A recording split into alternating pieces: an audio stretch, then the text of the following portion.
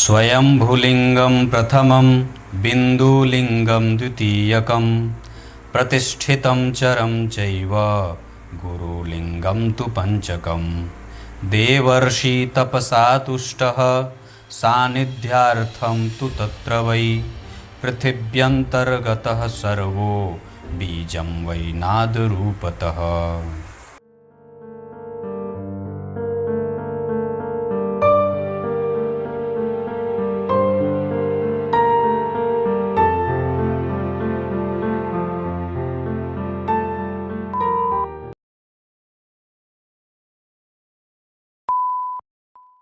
प्रिय दर्शकों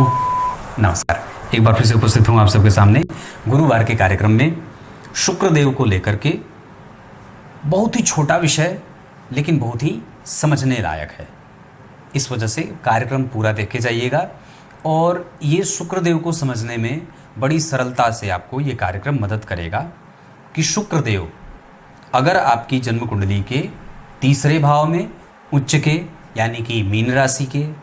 या तो नवांश कुंडली में तीसरे भाव में उच्च के बैठे हैं, या लग्न कुंडली में 10 नंबर की राशि में, 7 नंबर की राशि में, बुध के साथ तीसरे भाव में 3 नंबर की राशि में, है ना, और साथ ही साथ 6वें भाव में अपनी राशि मतलब तुला, वृषभ, मीन, मकर, कुंभ, मिथुन, कन्या नहीं, मिथुन में बैठे हो तो शुक्र बुध के साथ बैठे हो। दशम स्थान में 10 नंबर की राशि में, 11 नंबर की राशि में, 12 नंबर की राशि में, 3 नंबर की राशि में बुध के साथ, या फिर नवांश कुंडली में इसी भाव में इन्हीं राशियों में, और 11वें भाव में मिथुन, तुला, मीन, मकर, कुंभ और बुध के साथ मिथुन में, मतलब सेम सारे सूत्र इन्हीं भावों में शुक्र बैठे हों और साथ ही साथ किसी एक अन्य शुभ ग्रह से कहीं से भी दृष्ट होते हों। इस पे चंद्रमा की दृष्टि पड़ गई, इस पे गुरु की दृष्टि पड़ गई, इस पे चंद्रमा की दृष्टि पड़ गई, यहाँ से गुरु की दृष्टि पड़ गई, तो ऐसे शुक्र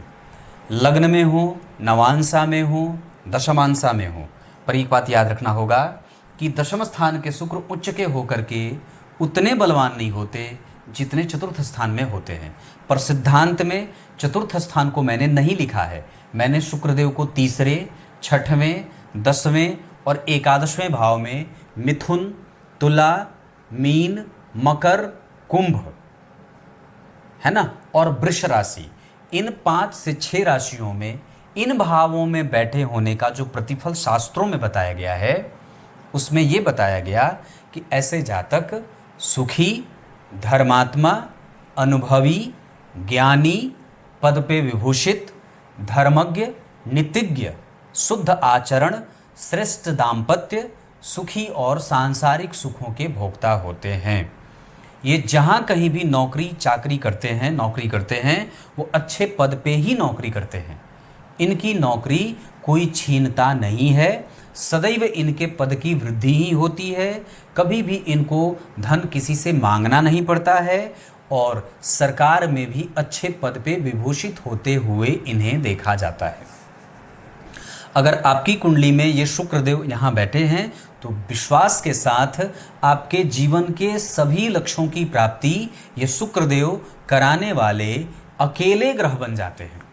अगर लग्नेश मजबूत हैं, चंद्रमा कमज़ोर हैं, लग्न कमज़ोर है, लग्नेश कमज़ोर हैं, तो भले ये थोड़े से डिफरेंशिएशन में जाएंगे, पर इनके पास इतना बल तो आवश्यक रूप से होता है कि ये जातक को परेशान नहीं करते हैं। ये मतलब शुक्र को समझने के लिए, क्योंकि शुक्र को इत्र का कारक है, सुगंधों का कारक माना गया है, शरीर में वीर्य की गति है, ये पाचक तंत्र बनाना, भोजन का पेस्ट बनाना, पित्त को नियंत्रित करना, भोजन में रसास्वादन करना, भोजन का रस लेना, है ना, सुगंध घ्राण, जो हमारी जो सूंघने की शक्ति है वो शुक्रदेव देवता के रूप में, हमारे देवता जो हैं वो शुक्रदेव के रूप में हमारी कुंडली में विराजित होते हैं, और इनके ही ऊपर पूरे चीज़ों को सुंदर बनाने का जिम्मा मिला हुआ है। शुक्रदेव ने देवासुर संग्राम के बाद उससे पहले शिव जी की तपस्या करके मृत संजीवनी विद्या का आशीर्वाद या अमोघ वर प्राप्त किया था, जिसका प्रयोग उन्होंने देवासुर संग्राम के बाद असुरों को जीवित करने के लिए किया था, है ना। दुनिया की जितनी सुंदर वस्तुएं हैं वो सब शुक्रदेव के अंतर्गत आती हैं, चाहे वो पुरुष हो चाहे स्त्री। किसी भी चीज़ को बेहतर बनाना हो, सुंदर बनाना हो, सिंहासन पे ले जा करके तिष्ठित करना हो, ये सारे काम शुक्रदेव के अंतर्गत आता है। क्लियर है? तो अगर इन भावों में शुक्रदेव इस राशि में बैठे हैं तो आपको घबराना नहीं चाहिए, मन लगा करके काम करने की आवश्यकता है। अब आइए, कार्यक्रम के आरंभ में मैंने जो श्लोक पढ़ा था वो शिव पुराण का है, जिसमें 5 प्रकार के शिवलिंग की बात की गई है। स्वयंभू शिवलिंग, बिंदु शिवलिंग, गुरु शिवलिंग, चर शिवलिंग और 5वां है प्रतिष्ठित शिवलिंग। इनके बारे में आगे चर्चा होगी, है ना, जिसमें स्वयंभू शिवलिंग, है ना, ये सब के बारे में, चर शिवलिंग कैसे होते हैं और गुरु शिवलिंग कैसे होते हैं, इन सब के बारे में आगे चर्चा मैं करूँगा। कुछ इसी तरीके से आज के इस कार्यक्रम का समापन करते हैं। तब तक के लिए